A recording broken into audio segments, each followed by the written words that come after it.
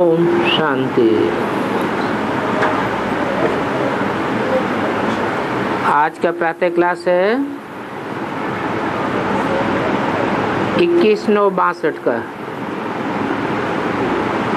Record चला है। आज अंधेरे में है हम सब स्नान। बच्चों के प्रति भगवान वाच ऐसे नहीं कहा जाता, फॉलोअर्स के प्रति भगवान वाच। क्योंकि सन्यासियों के जो फॉलोअर्स हैं वो अपन को बच्चे नहीं कहला सकते। आजकल तो सन्यासी लोग भी अपन को भगवान मानते हैं।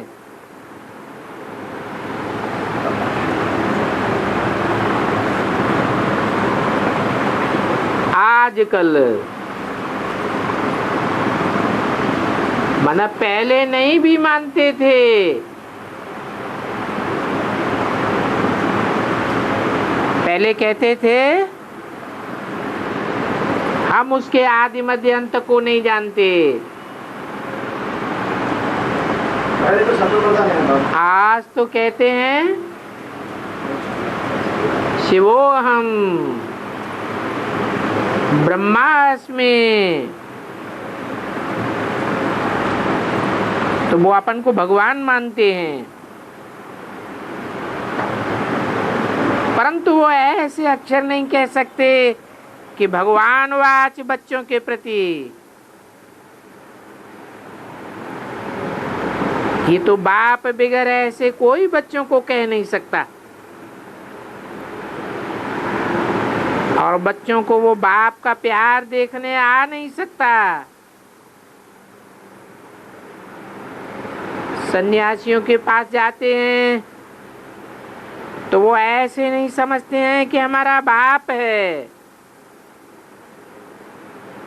तुम बच्चे जानते हो परमपिता परमात्मा हमारा बाप है।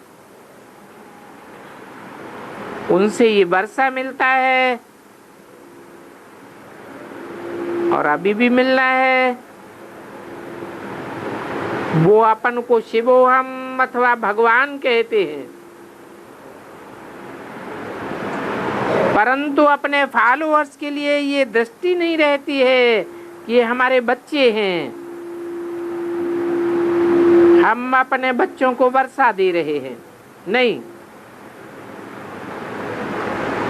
वर्षे की तो फिर हम ऑब्जेक्ट चाहिए कि फलाने किस्म का वर्षा मिलेगा। जमीन जायदाद का वर्षा मिलेगा, कारखाने का वर्षा मिलेगा, मिल्कियत का वर्षा मिलेगा। यहाँ तो बाप बैठकर बच्चों को समझाते हैं। गीत में भी कहते हैं हे भगवान हम आपके बच्चे हैं। आधा कल्प बिछड़कर बहुत भटके हैं। आधा कल्प अर्थात द्वापर और कलयुग में बहुत भटकते रहे। नाम ही है द्वापर युग, द्वैतवादी युग।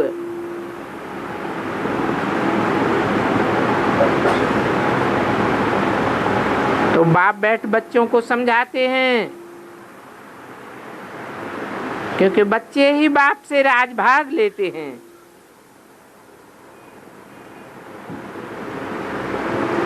बाप आकर नई दुनिया रचते हैं तो नई दुनिया का राजभाग क्यों नहीं लेंगे।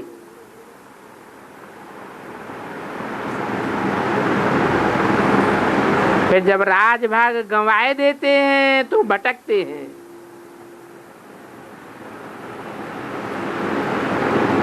कब से भटकना शुरू हुआ वो भी बाप बैठ समझाते हैं। जब से दुनिया में दो बातें शुरू हुई। द्वैतवादी युग आया, द्वापर युग आया।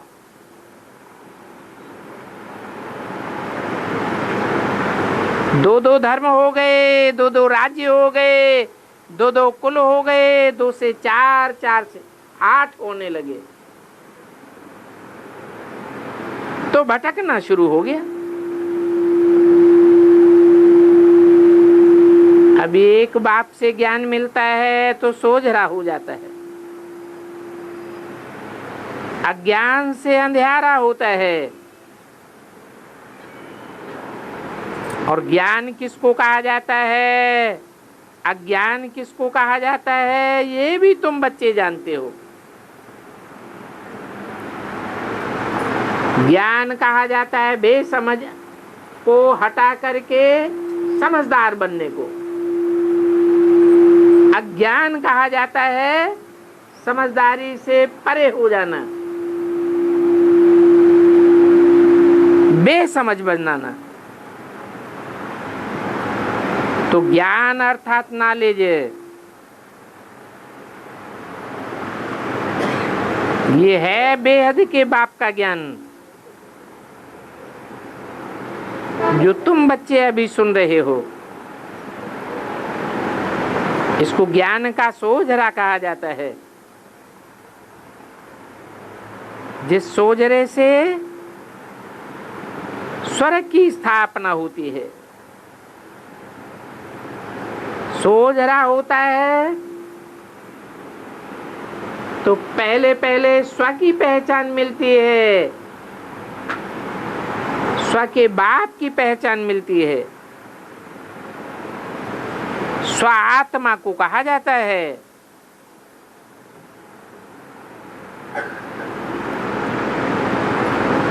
दुनिया तो सारी नास्तिक है, क्योंकि बाप को कोई भी नहीं जानते हैं, कोई नहीं जानते हैं। इसलिए बाप को ही आकर के बैठ अपना परिचय देना होता है।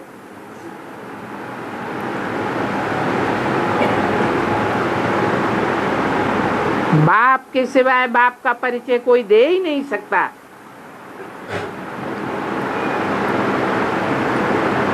और सृष्टि के आदि मध्य अंत का राज अनेक प्रकार की पॉइंट्स देते रहते हैं,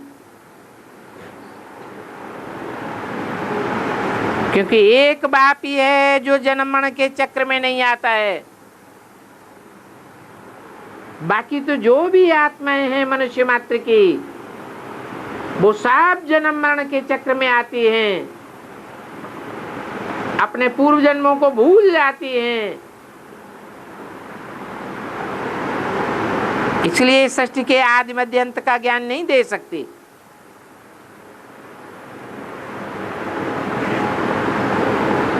बीज और झाड़ को जानना बहुत सहज है। फिर भी बीज से विस्तार कैसे होता है और विस्तार को पाए हुए झाड़ से बीज कैसे निकलता है, फिर बीज झाड़ से कैसे डिटैच हो जाता है, ये सब विस्तार से समझाया जाता है। भगवान आकर के जरूर नई दुनिया रचेंगे।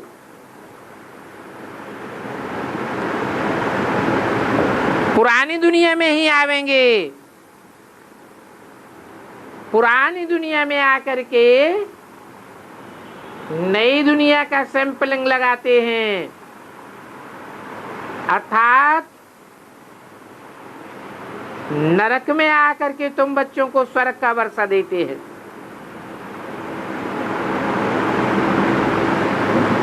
नरक के बीच में स्वर्ग स्थापन करना ये एक बाप का ही काम है।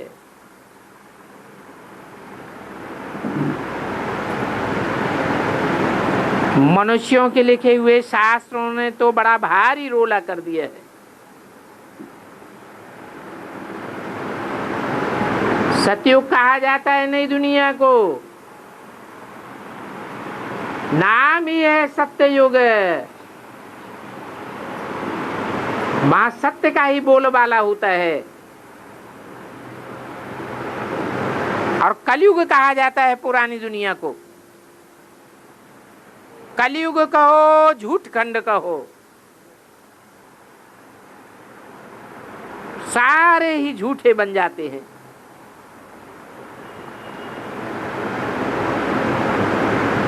वो शास्त्रकार लोग तो सतयुग को अरबों वर्ष तक ले गए हैं, क्योंकि शास्त्रों में लगा हुआ है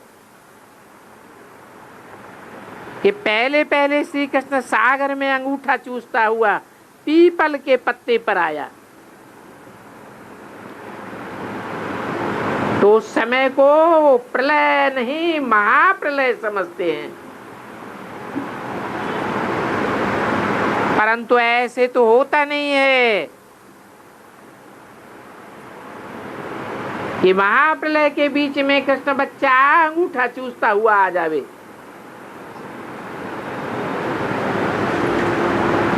कितने गपोड़े लिख दिए हैं।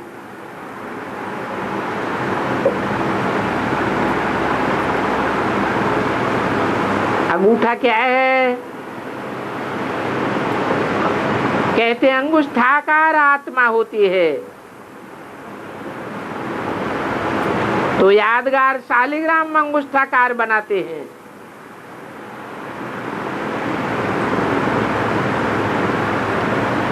जरूर आत्मा गर्भ महल में आती होगी। नई दुनिया में तो महल ही होगा ना, गर्भ जेल में तो नहीं आवेगी। गर्भ जेल होती है द्वापर और कलयुग में, नरक की दुनिया में। भगवान जो नई दुनिया रचते हैं, उस नई दुनिया में तो गर्भ महल ही होता है।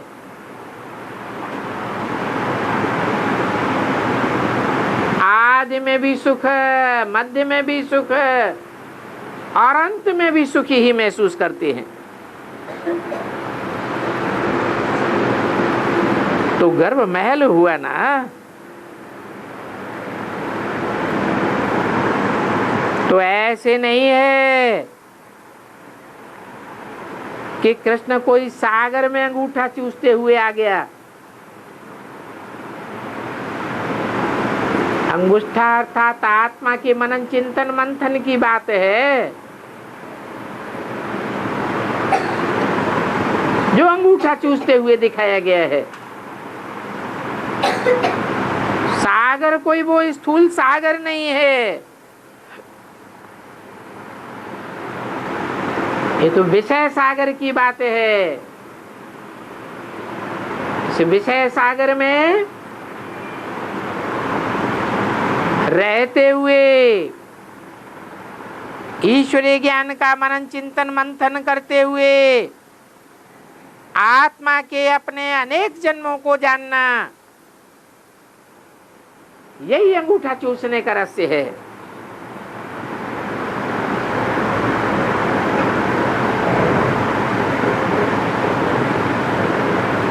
पीपल के पत्ते की नाव दिखाई है। अब कोई पीपल के पत्ते पर कोई बच्चा कैसे बैठेगा?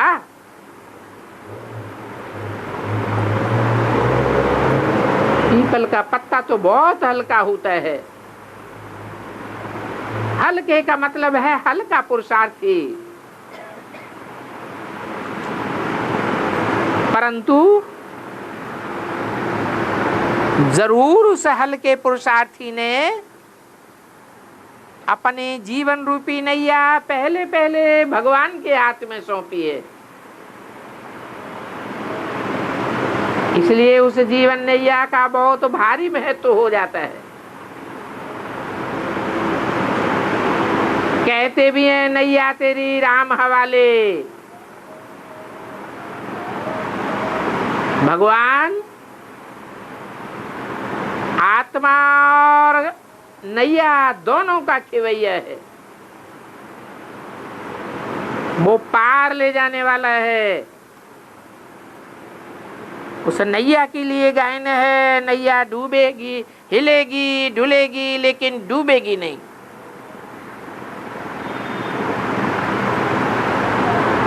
क्योंकि उस नैया की डोर भगवान के हाथ में है।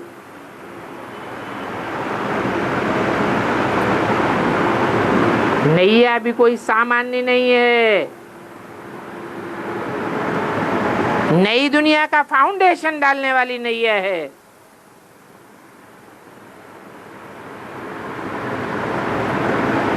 तो बाप समझाते हैं शास्त्रों में जो बातें जैसे लिखी हैं वैसे नहीं है। उन स्थूल बातों का स्थूल अर्थ उठाई लिया है। तुम बच्चे जानते हो भारत में आदि सनातन राजधानी सावरंटी थी। सत्युग की सावरंटी को अच्छी रीति याद करें तो पता चलेगा कि उनको 5000 वर्ष हुए हैं।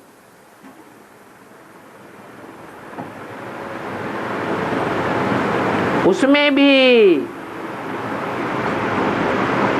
मनुष्य गुरुओं ने आकर के जो धर्म स्थापन किए, उन धर्मों के आधार पर देखा जाए तो 2500 वर्ष की हिस्ट्री में मनुष्यों की मिलती है। और वो हिस्ट्री तब बनाई जाती है जब मनुष्य दुखी होते हैं। सुख में कोई दिन नहीं गिने जाते हैं। मनुष्य जब दुखी होते हैं तो एक एक दिन गिनते हैं, तब हिस्ट्री बनाई जाती है।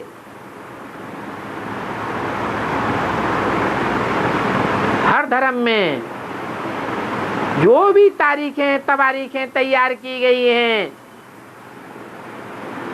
वो कोई भी 2500 वर्ष से ऊपर की नहीं है। चाहे इस्लाम धर्म हो, चाहे क्रिश्चियन धर्म हो,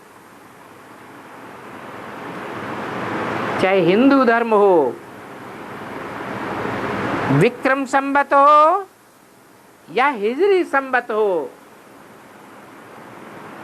सब 2500 वर्ष के अंदर के हैं। इससे साबित होता है इब्राहिम बुद्ध क्राइस्ट आदि जो मनुष्य गुरु हुए हैं, मानवीय धर्म पिताएं हुए हैं, उन मानवीय धर्म पिताओं के आने के बाद द्वैतवाद शुरू हुआ, द्वापर युग शुरू हुआ। और द्वैतवादी युग में मनुष्य दुखी होने लगे क्योंकि दो दो धर्म हो जाते हैं, दो दो मतें हो जाती हैं, दो दो चार चार राज्य हो जाते हैं, राज्यों की भी संख्या बढ़ती है और धर्मों की भी संख्या बढ़ती जाती है, तो आपस में टकराव बढ़ता रहता है।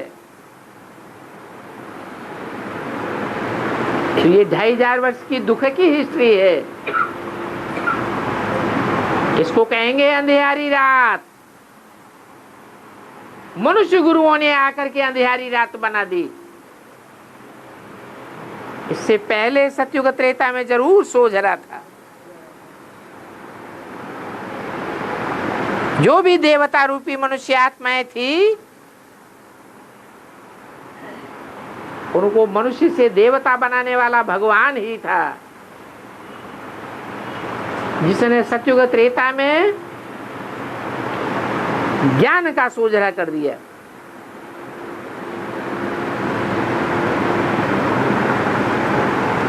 अभी फिर से तुम बच्चे नई दुनिया सतयुग के लिए बाप से सावरंटी ले रहे हो। नई दुनिया की राजधानी तैयार कर रहे हो। ईश्वरीय ज्ञान और योग बल से नई दुनिया की सावरंटी कैसे स्थापन होती है, ये तुम बच्चे ही जानते हो।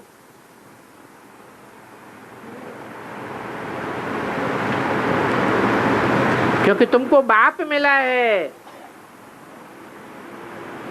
दुनिया वालों को तो प्रैक्टिकल में बाप मिला ही नहीं।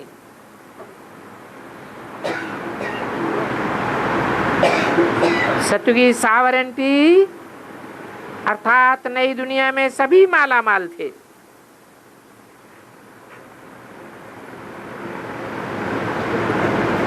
आज की कलयुगी झूठी दुनिया में थोड़ी आत्माएं माला माल हैं, बाकी तो सब दुखी हैं। इन बातों को दुनिया नहीं जानती है। बच्चे समझते हैं ये एक भारत ही प्राचीन देश है जहां सतयुग बरतता था। उस सतयुग में क्या था? देवताओं का राज्य था। पहले पहले आदि सनातन देवी देवता धर्म था। उसे आर्य अक्षर नहीं करना चाहिए। आर्य और अनार्य सिवाय देवी देवताओं के कोई बनते ही नहीं हैं।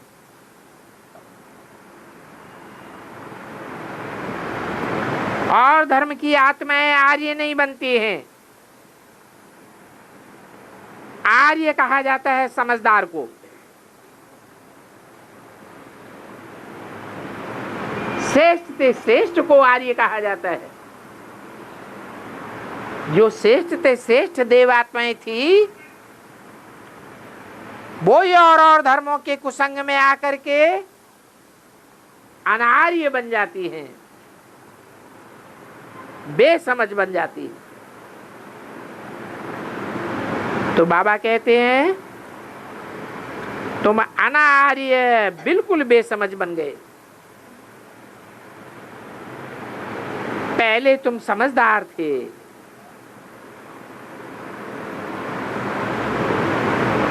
तो ये आर्य कोई धर्म नहीं है, धर्म का नाम नहीं है। ये आर्य समाजी तो मठपंथ है। बाबा कहते हैं तुम कितना समझदार थे, अभी बेसमझ बन गए हो। तो आर्य शब्द से इन आर्य समाजियों ने अपना धर्म अपना अर्थ उठा लिया है। वो समझते हैं हम पुराने थे। अरे ये आर्य धर्म तो बहुत पुराना है, सदा से चला आता है।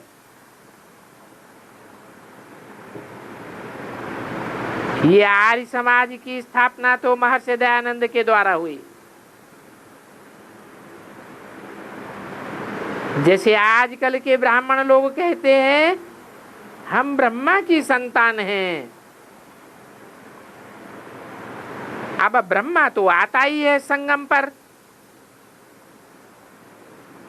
तो वो ब्रह्मा की संतान अपन को कहला ही नहीं सकते।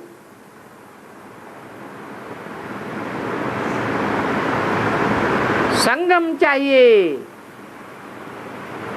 कलयुग का अंत और सतयुग का आदि।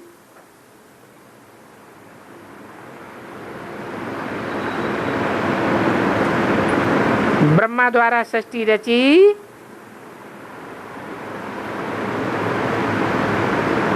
फिर अरबों वर्ष की आयु ले जावेंगे।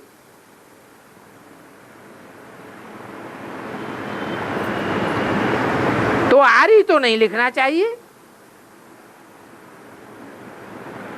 भारत में आदि सनातन देवी देवताओं की राजधानी थी। उन देवी देवताओं को भगवान भगवती कहा जाता था।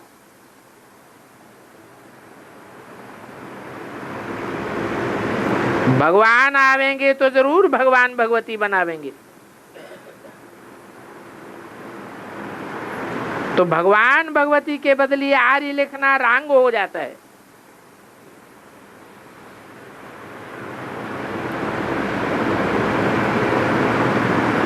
देवी देवताओं की ही पूजा होती है।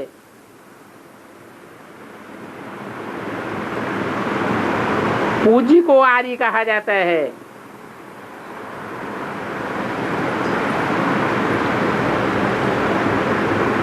कार्तिक के आदि में मेला लगता है तो गाते हैं भज राधे गोविंद।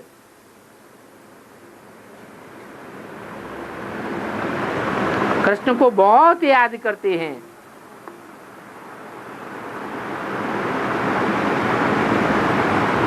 सभी कहेंगे कृष्ण जैसा बच्चा मिले।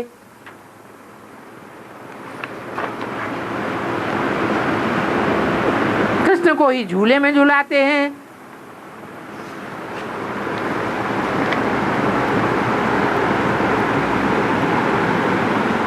परंतु झूला क्या है, वो स्थूल झूले को समझ लेते हैं। ये तो बुद्धि का झूला है। कभी ऊंची स्टेज में जाती है बुद्धि, कभी नीची स्टेज में उतर जाते हैं। सबसे जास्ती झूले में झूलने वाली है कृष्ण की आत्मा। कभी बहुत नशा चढ़ जाता है, कभी एकदम नशा उतर जाता है। ऐसा नशा चढ़ता है जो अपन को भगवान समझ बैठते हैं, और नशा उतरता है तो एकदम दास बन जाते हैं।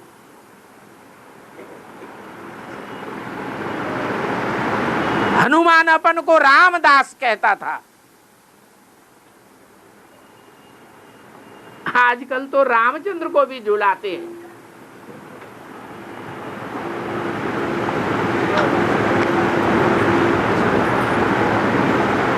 परंतु ला ऐसा नहीं कहता है। राम तो बाप को कहा जाता है, कृष्ण बच्चे को कहा जाता है। बाप समझदार होता है, बच्चा तो बेसमझ बुद्धि होता है।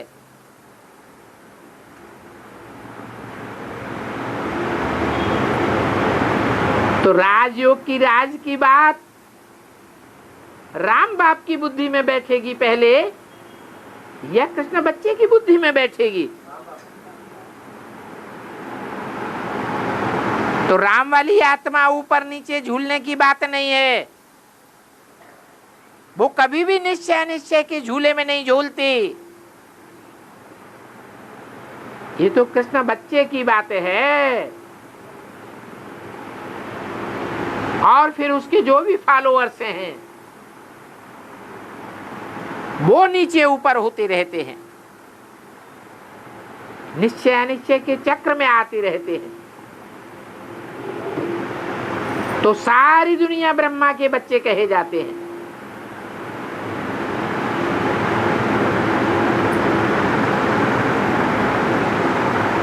ये श्री कृष्ण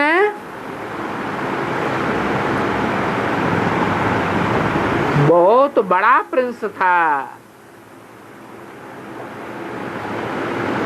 इस भारत को ही कहा जाता है राव की भूमि। यहाँ दान पुण्य बहुत करते रहते हैं। 2162 की वाणी का दूसरा पेज, तीसरी लाइन। तो बाप बैठ समझाते हैं, मनुष्य एक तो राज भाग लेते हैं बाहुबल से, लड़ाइयां करके। ये बात भी तुम जानते हो। बाकी दूसरे धर्म वाले तो सभी अंधेरे में धक्के खाते रहते हैं।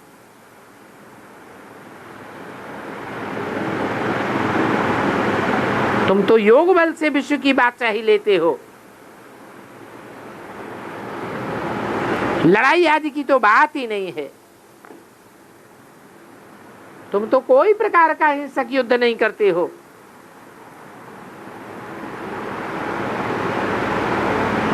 तो बाबा का समझाया हुआ था, इनको कहा जाता है राजस्थान।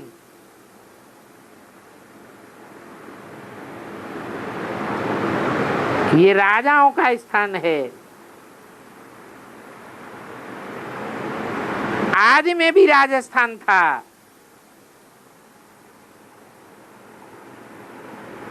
अभी अंत में तो है प्रजा के ऊपर प्रजा का राज्य। जब बाप आया है तब ही ये कौरव राज्य स्थापन हुआ है, खास भारतवर्ष में।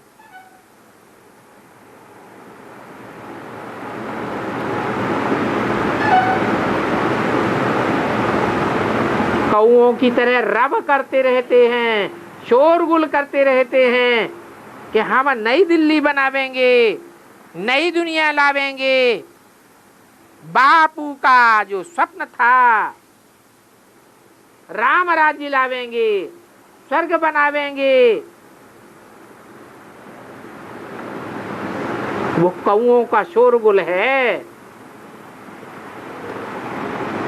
नित्य नई प्लानिंग बनाते रहते हैं, 5 ईयर प्लान्स बनाते रहते हैं और ही नीचे गिरते जाते हैं।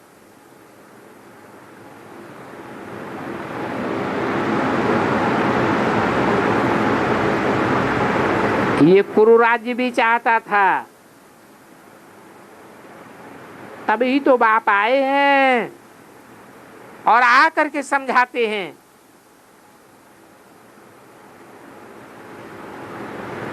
इनको कौरव राज्य, प्रजा का, प्रजा पर राज्य कहा जाता है। और ये राज्य अभी हुआ है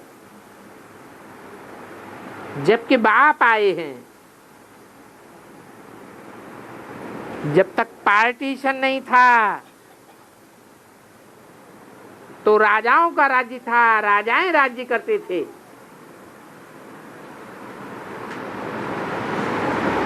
फिर उन्होंने आकर के ये कांग्रेसी कुरु राज्य स्थापन किया।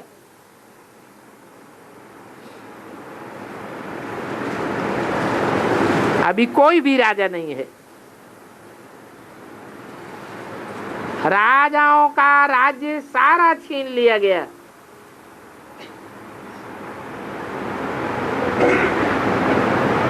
पहले नेपाल में बहुत अच्छे अच्छे राजाएं थे,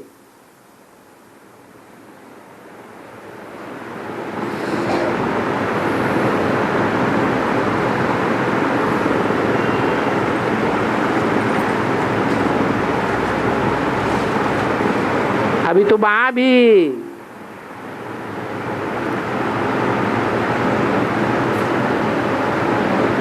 उन राजाओं को भगाए दिए हैं। कांग्रेस चाहती है प्रजा को हक मिलना चाहिए।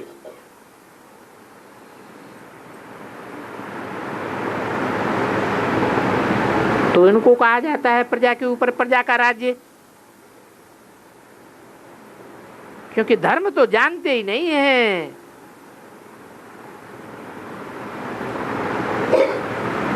स्वधर्म को तो बिल्कुल भूले हुए हैं।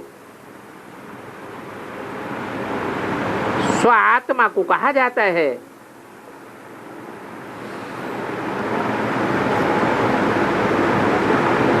जो सत्य बाप ने सतयुग स्थापन किया था, उस राज्य में सबको स्व की पहचान थी और सब देवात्माएं स्व स्थिति में टिकते थे, आत्मा को जानते थे, आत्म की स्थिति में रहते थे।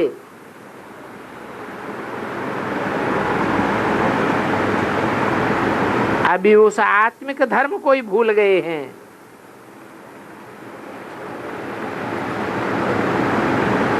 गांधी तो गीता को बहुत मानते थे, परंतु उन गांधी को ये पता ही नहीं था गीता से क्या हुआ।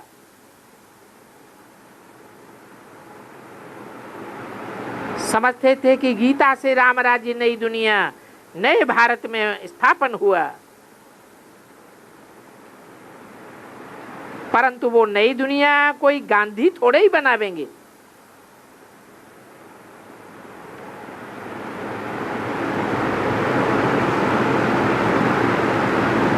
गीता हाथ में उठाए फिर कहते थे पतित पावन सीताराम।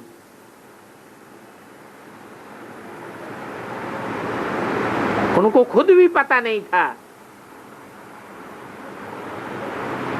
कि पतितों को पावन बनाने वाला एक ही निराकार शिव बाबा है।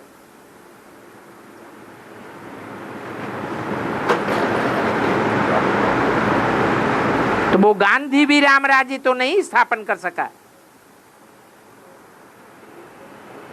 और ही रावण राज्य बन गया।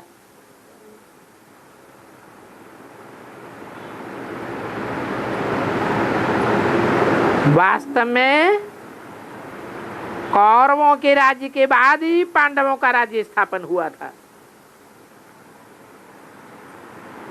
तो परमपिता परमात्मा गीता का भगवान आकर के समझाते हैं, मैं तुमको फिर से योग बल से राजाई दिलाता हूं। इसको कहा जाता है योग बल से राज्य। राजाई के लिए योग सिखाते हैं, नाम ही है राजयोग। भगवान ज्ञान सुना करके राजाई देते हैं।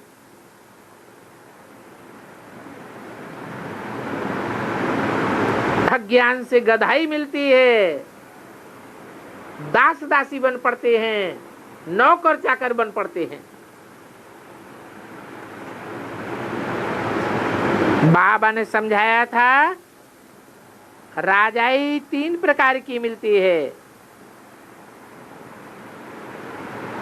ये हम जो योग बल से राजाई लेते हैं वो सतयुग त्रेता तक चलती है। वहां न लड़ाई की बात होती है, न कोई पैसा बहुत दान करके राजा के घर में जन्म ले सकते हैं। वहां तो भूखे गरीब कोई भी नहीं होते हैं।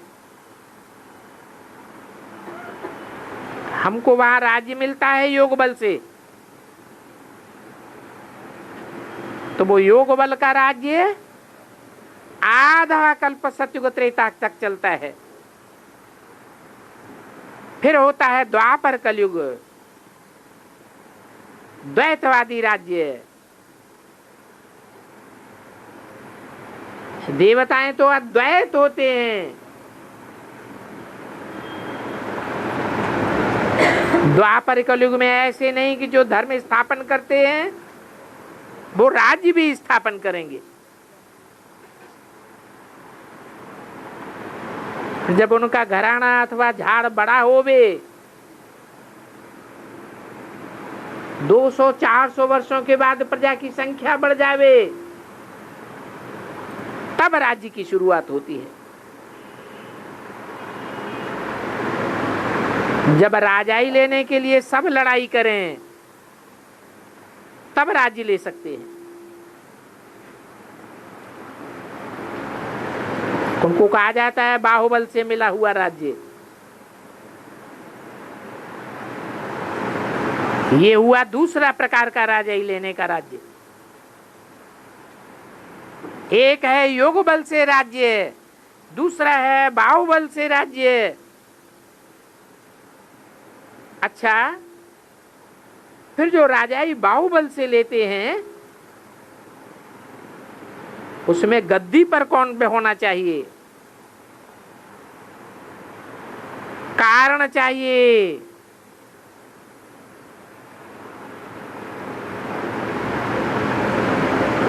फिर जो ईश्वर अर्थ बहुत धन दान करते हैं वो आकर के राजाओं के घर में जन्म लेते हैं।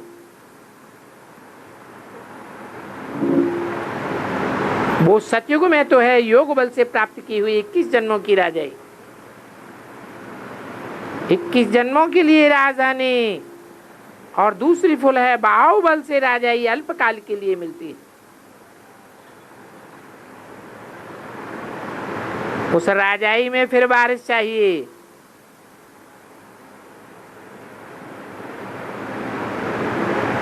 तो उनको फिर ईश्वर अर्थ बहुत दान पुण्य करना पड़े, तब राजाओं के पास व साहूकारों के पास जन्म ले सकते हैं। नहीं तो राजाई में कैसे आवेंगे? बाहुबल की राजाई में आने के लिए भी तो कारण चाहिए।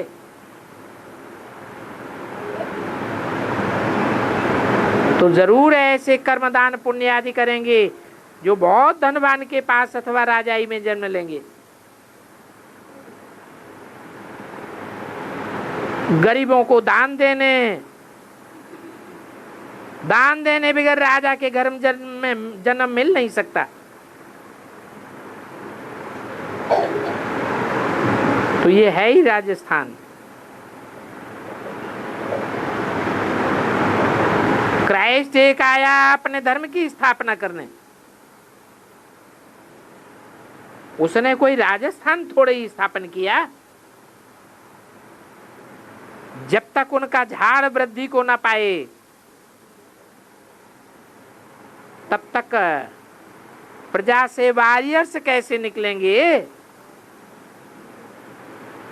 ये तो बाप ही आकर के राजधानी स्थापन करते हैं, और कोई भी धर्म पिताएं आकर के राजधानी स्थापन नहीं करते। बाप आकर के ज्ञान और योग सिखलाते हैं। इसमें तकलीफ की कोई बात नहीं है। तो बहुत धन दान करने से जरूर राजा के पास जन्म लेंगे। तो बाप समझाते हैं, अभी तो तुमको पूरा बलिहार जाना है। वो बाहुबल की राजाई लेने वाले तो थोड़ा बहुत दान पुण्य करते हैं।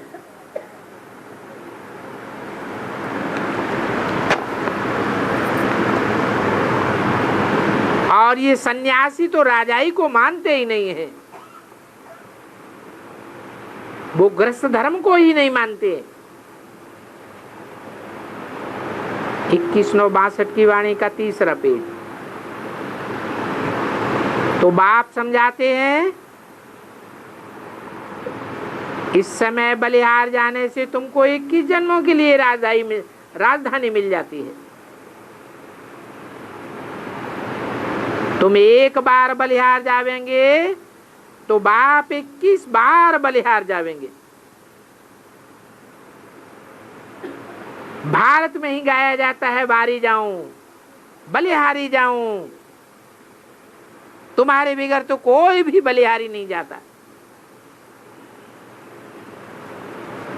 यहां तुम आकर के बाप के बच्चे बने हो। जानते हो कि बेहद का बाप आकर के राजयोग सिखलाते हैं। कल्प कल्प संगम युगे जबकि राजाई नहीं रही है, तब आकर के राजाई स्थापन करते हैं। बाप आकर के देवी देवता धर्म की राजधानी स्थापन करते हैं। तो तुम राजाई के लिए पढ़ते हो, इसलिए इनका नाम गीता पाठशाला रखा है। वो लोग तो शास्त्र बैठ करके पढ़ते हैं। उन शास्त्रों की पढ़ाई का अहम ऑब्जेक्ट तो कुछ भी नहीं है। या तो बाप कहते हैं, मैं यहाँ राजयोग सिखलाता हूं, और सत्संगों में कोई अहम ऑब्जेक्ट नहीं रहती है। वो ऐसे नहीं कहेंगे हम राजयोग सिखलाते हैं, अथवा गीता से तुम राजाओं का राजा बनेंगे। ये बात भी नहीं समझाते हैं। वो कब ऐसे नहीं कहेंगे? बाबा ने तो बहुत गुरु किए हैं। खुद भी गीता आदि पढ़ते थे, ये नहीं समझते थे कि गीता सुनाने से कोई राजाई मिलेगी। तो अब तुम राजयोग सीख रहे हो 21 जन्मों के लिए। 21 पारी गाया जाता है ना। कन्या वो जो पियर और ससुर घर का उद्धार करे, इसलिए कन्या ही पूजी जाती है। ये रस्म भी यहां से ही पड़ती है। कन्याओं का भारत में बहुत मान होता है। सन्यासी भी कन्याओं की पूजा करते हैं। ये सब ब्रह्मा कुमार कुमारियां हैं। ये बूढ़ियां भी कहेंगी हम ब्रह्मा कुमारियां हैं। तो अभी का तुम्हारा प्रभाव भक्ति मार्ग में गाया जाता है। अधर कुमारी और कन्या कुमारी कहा जाता है। तो ये भी कन्याएं हैं जिनको पूजा जाता है।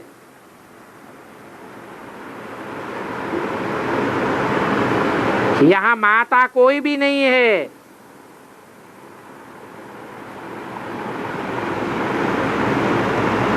या तो कुंवारियां हैं या तो अधर कुमारियां हैं, और ये सभी ब्रह्मा की बच्चियां हैं। कुमारियां हैं। कुमारियों को सभी सदैव माथा टेकते हैं, क्योंकि कुमारियां पवित्र होती हैं। फिर जब उनकी शादी होती है तो उनको सभी के आगे सिर झुकाना पड़ता है। भारत में ही गाया जाता है, कन्या वो जो 21 कुल का उद्धार करे। तो वो कोई विकारी कन्या उद्धार नहीं कर सकती है। ये तो अभी इस समय की महिमा है जो भक्ति मार्ग में चली आती है। कन्याओं को सिखलाते भी हैं।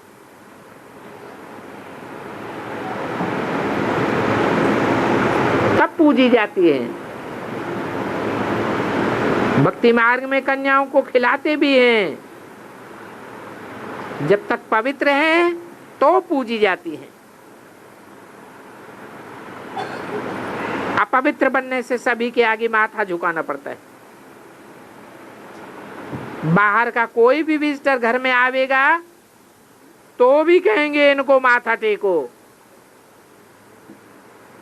तो अभी बाप समझाते हैं, तुम एक बारी बलि चढ़ेंगे, मेरी मत पर चलेंगे, तो मैं तुमको 21 जन्म का राज भाग दूंगा। जनक का मिसाल है ना। उसने सरेंडर किया, फिर गुरु दक्षिणा मांगी। कहता था हमको कोई ब्रह्मा बन करके ज्ञान दे। ब्रह्म ज्ञान नहीं,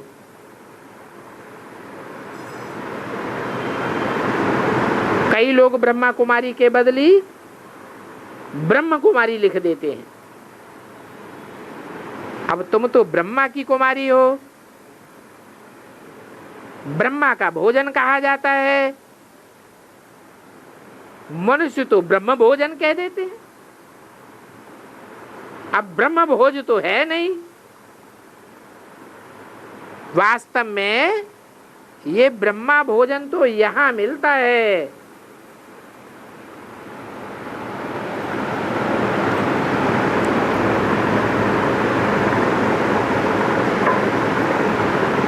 ये शिव बाबा का भंडारा है। कहा जाता है जिस भंडारे से खाया, यहाँ इस शिव बाबा के भंडारे से जो खाते हैं तो उनके कालकंटक सब दूर हो जाते हैं।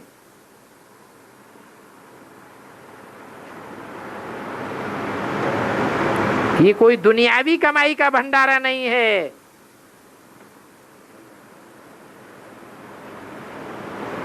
ये तो शिव बाबा ब्रह्मा के तन में आते हैं। ब्रह्मा का भंडारा है,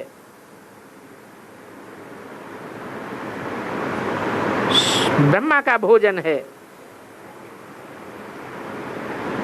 तो तुम शिव बाबा के भंडारे से खाते हो तो तुम्हारा 21 जन्मों के लिए भंडारा भरपूर हो जाता है। और शिव बाबा से ही तुमको राजभाग मिलता है। तो बाप कहते हैं अभी पूरा पुरुषार्थ करके वर्षा लो। बीज और झाड़ को समझना है। इस मनुष्य सृष्टि का बीज कौन है और उस बीज का विस्तार झाड़ क्या है।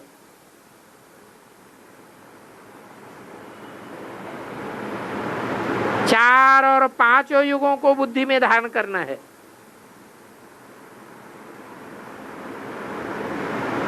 पांचों युगों में 5 वर्ण कौन से तैयार होते हैं? वो ब्राह्मण, देवता, क्षत्रिय, वैश्य, शूद्र, ये वर्ण कहो अथवा कुल कहो, बात एक ही हो जाती है। ये ब्राह्मण कुल ऊंचते ऊंचे है क्योंकि ऊंचते ऊंचे बाप आकर के ब्राह्मण कुल की ब्रह्मा द्वारा स्थापना करते हैं।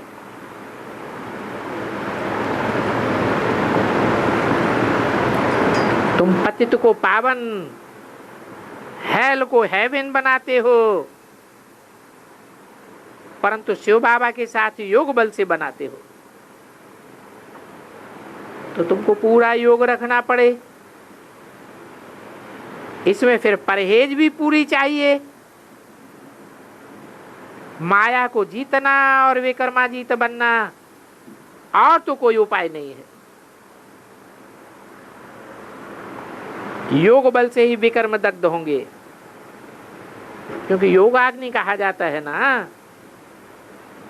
ज्ञान को अग्नि नहीं कहेंगे,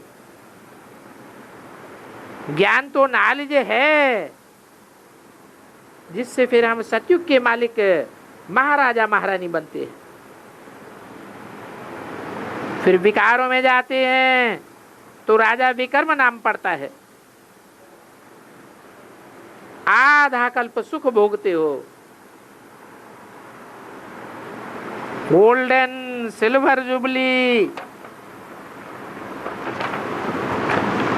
ये ड्रामा में नुदा हुआ है। 2162 की वाणी का 4था पेज।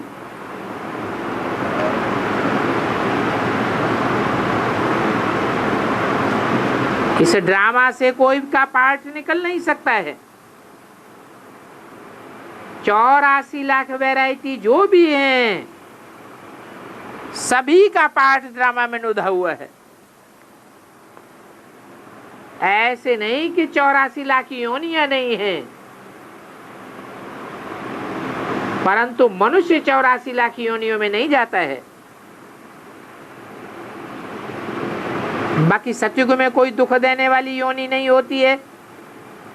दुख देने वाली कोई चीज, कचरा आदि वहां होता ही नहीं।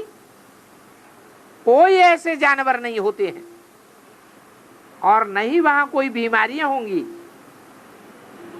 ये बीमारियां भी पीछे बढ़ती हैं। तो हर एक बात वृद्धि होती जाती है।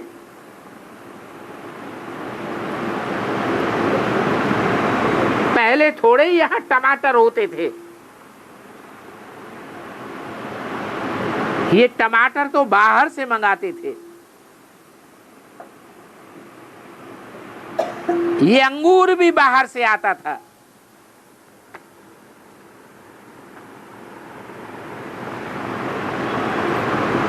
स्वर्ग में तो फल आदि बहुत फर्स्ट क्लास होते हैं।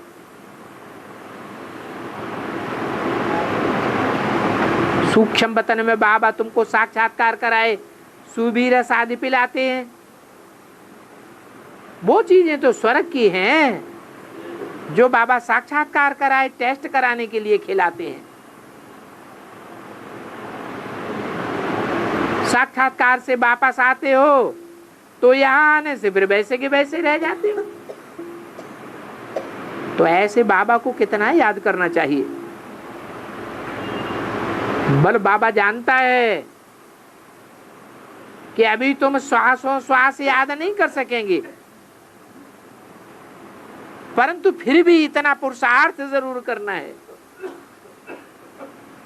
जो अंत में तुम शिव बाबा को की याद में ही रहो, जो फिर अंत मते सो गति हो जावे।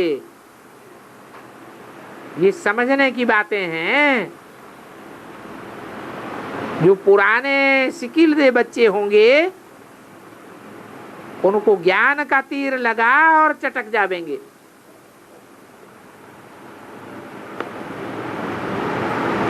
ये पहचान है आज के पुराने सिकिल दे बच्चों की। कहते हैं बाबा हमने आधा कल्प भक्ति की है, अब आप मिले हो, हम आपको थोड़े ही छोड़ेंगे, कुछ भी हो जाए। परंतु बाबा फिर कहेंगे अपनी रचना की संभाल करो। हम भी अपनी रचना की संभाल करते हैं, तुम भी संभाल करो। श्रीमत पर चलना पड़े। राय पूछ सकते हैं इस हालत में बाबा हमको क्या करना है। बाबा को भी जब पोता मिल का पता हो तो राय देगा।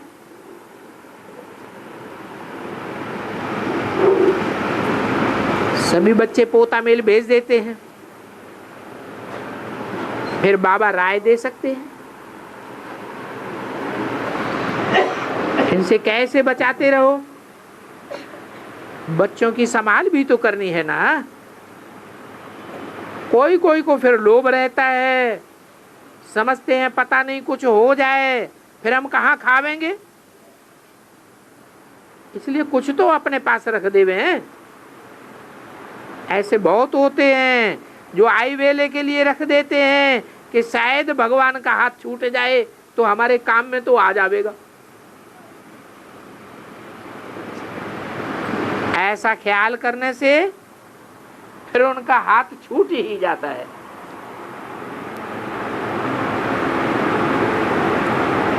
एक मिसाल भी बतलाते हैं। स्त्री ने उनको कहा सरेंडर करो, तो सभी कुछ सरेंडर करो। एक भी चीज नहीं होगी तो अंतकाल बुद्धि उसमें चली जाएगी। समझो कोई आए वेले के लिए रख देते हैं अपने पास तो अंत मते सुगति हो जाएगी।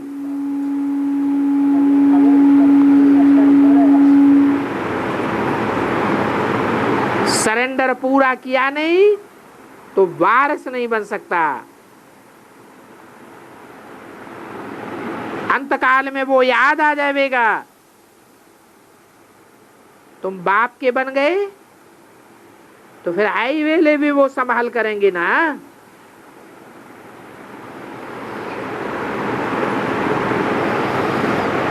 यहां रहने वालों को तो ये ख्याल नहीं आना चाहिए। संग दोष में टेटर्स की बातें सुन करके फिर उनकी मत पर चल पड़ते हैं। बाबा तो सभी बातें समझाते हैं। फिर कोई ऐसे न कहे कि हमको क्या पता। शिव बाबा से तो कुछ भी नहीं छिपा रह सकता, वो तो अंतर्यामी है। ये बाबा तो बाहरयामी है। कौन?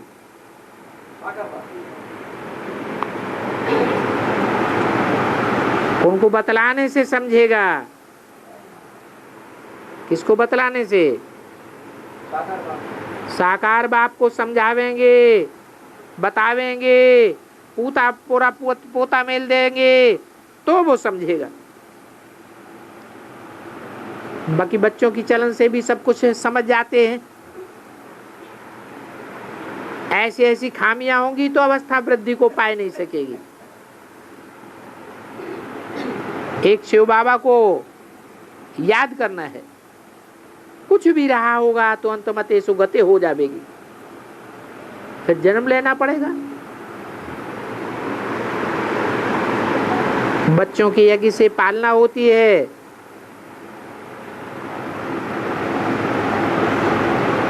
तो अपने पास कुछ भी रखने की दरकार नहीं है।